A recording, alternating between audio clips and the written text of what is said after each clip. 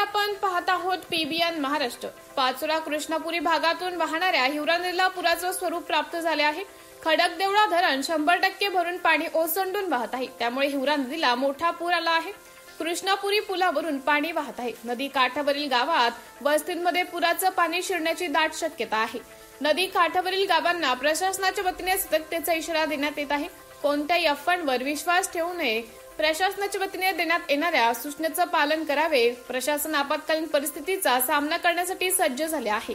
नागरिकांनी प्रशासनाला सहकार्य करावे, सुरक्षितता बाळगावी असं आवाहन हिवरा नदी काठावरील गावांना करण्यात आले आहे।